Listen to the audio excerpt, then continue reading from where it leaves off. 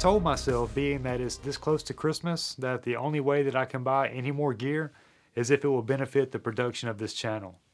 And every now and then you stumble across something that just blows your expectations out of the water. That's where the Shimbol Memory I comes in. It's a 4K display that internally records 1080p 60 with a peak brightness of 2000 nits and has a ton of features. This video is not sponsored, and I did purchase it with my own money from B&H. For those of you that are new here, I'm Donnie B. Thanks for stopping by, and here we cover mostly photo and tech related gear. So if you find yourself enjoying the video, I invite you to hit that like and subscribe button because we'd love to have you. If you're not a new face, it's good to see you again, and thanks for stopping back by. Now, I've been wanting to get a recording monitor for a while to be able to record my EVF so that I can do more photography content. And as far as I can tell, Atomos is pretty much the gold standard. The biggest thing keeping me from buying it though is, well, for one, the price, and that I would have to buy an expensive SSD and or a mount for a somewhat less expensive SSD. And from what I read in some of the reviews, you have to pay to be able to unlock some of the features, and honestly, between me and you, I just don't have it like that. I love using my camera and creating things, but this isn't my full-time job, and at the end of the day, I'm just a working man. And being that you clicked on this video, you probably are too. When I first noticed that the Shimbol Memory was $279, I immediately dismissed it as junk. I told myself long ago that I'm no longer buying cheap garbage that I would have to replace sooner than later. And against my better judgment, and really more or less an impulse buy, I bought it anyway. And this thing is awesome. And let's go over why. First thing, right out of the box, you almost have everything you need to start using it. If you have a Sony MPF battery, then you do have everything you need to start using it. In the box, you get the 5.5-inch monitor, a tilt and swivel monitor mount, a 12-inch HDMI cable, a full-size 32 gig SD card, and a screen protector. Since I shoot Canon, I had to buy a micro HDMI cable and went with the Kondor blue because, like I said earlier, I quit buying cheap junk. I would have went with the Gerald Undone one, but I'm not paying $6 for a different color. Blue is just fine. But I also bought a SmallRig monitor mount, not knowing if the one in the box is going to tilt, which it does, and I kind of like it better being that it's all black. But the SmallRig has a locking pin, so I'll probably just keep using that one since I have it. But the one that comes with it is actually quite nice. The body itself is made from aluminum, which was a nice surprise. I genuinely was expecting plastic. On the left side, you have a gold-plated HDMI in and out, along with a barrel jack for DC power if you want to plug it into an outlet or use a V-mount. The display draws 10 watts of power, so it's not too tough on the MPF batteries. I've been getting about 2 hours of screen on time as a monitor and about an hour and a half as a recorder. The right side is where the headphone jack and full-size card slot is. This was one of the deciding factors for me personally. If you're looking into buying a recording monitor, then most likely you already have an extra SD card laying around. The one that comes with it is a UHS-1 32 gig, and the recording format is FAT32. I try to only use reputable brands, so I threw a 128 gig Lexar in it, and it works great.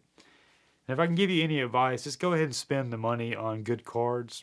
I've never had a card issue, and I feel like this is probably why. There's also a quarter 20 on the right side for mounting it on something like a gimbal or C-stand. This quarter 20 does not have a spot for locking pins, but the one on the bottom does. Also on the bottom is a USB-C port.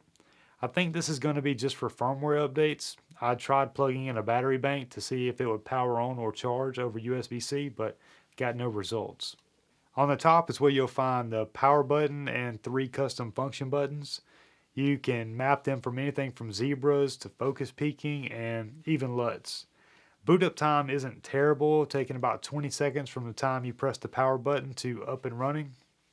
Oh, and there's a cooling fan on the back. It's not silent, but it is pretty quiet. There are a few different settings, including auto, which seems to be the best for on-camera mics.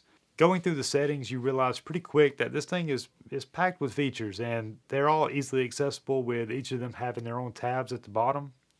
These tabs can also be locked and removed from view by tapping the lock icon on the screen. Starting on the left is the scope menu. This is where you'll find waveform, RGB, histogram, and vector scope. There's also a slider at the bottom for adjusting opacity. Next is the marker menu, where you can toggle on and off your safe area, turn on grids with 2, 3, or 4 lines, and for you cinema shooters, anamorphic D-squeeze for 1.33, 1.5, 1.65, 1.8, and 2 times ratios. Next is focus peaking and zoom. Zoom just toggles on the ability to pinch to zoom on your image, and focus peaking will outline everything in frame that is in focus in your choice of red, green, blue, or gray outlines. There's also a sensitivity slider that is set to 30% by default. And those of you that like to shoot wide open may want to increase the sensitivity, being that peaking works off of contrast detection. And wide open, there is a lot less in the frame in focus, requiring a higher sensitivity. I do want to dive deeper into focus peaking in another video, so make sure you're subscribed so you don't miss it. The exposure menu is next, and this is where you find zebras, false color, and monochrome. I've been trying to learn how to use false colors, but because it seems like it could be incredibly useful to know when it comes to lighting a subject or scene. No promises, but I'll do my best to explain. It pretty much gives a value to every bit of light in the frame in the form of a color. Now, red being the brightest or highlights, and purple being the lowest or shadows, and gray being in the middle or properly exposed. Please don't slaughter me in the comments. Like I said, I'm learning. Zebras are incredibly useful for making sure you don't blow out your highlights by adding in lines to the overexposed area. And there is a minimum and maximum slider for dialing in exactly when you want them to show. The color menu is where you'll find LUTs, gamma curve, HDR, and color temperature. There are basic LUT conversion presets installed for most of the common log profiles, including red log, S-log 2 and 3, and V and C log. You can import your own LUTs, and it was very simple to do so. Once you format your card when setting it up, it automatically creates a folder for LUTs, text, and video. Just drag the LUTs you want to import into the LUT folder and then install the SD card back into the monitor. And under LUTs, you just tap import. You can import up to 50 custom cube files. It does not bake in LUTs to your recorded footage though, but it's still incredibly useful to be able to get the exact look that you're going for. This is probably one of my only complaints about it. Under the recording tab is where you choose between LT, HQ, and XQ recording definition. When doing some research online, there is clearly some divide on what is best, and I will not be weighing in on any of it. But I have had great results with LT and better with HQ. So for now, I'm probably going to be using HQ for the channel, and anything that is paid work, I will probably be using XQ. Here's the data rate and file sizes for each with a 1-minute recording. This is also where you can sync with timecode and name your files. Now, unless today is that day that you first picked up a camera, then you know that there is no such thing as a perfect piece of gear. And the Shimbol Memory I has its limitations, but it works extremely well. Especially at this price point, there really isn't any other options. I'm certainly glad that I picked it up, and I have no doubt that you would too. If you are interested in picking one up, I'll leave a link in the description below.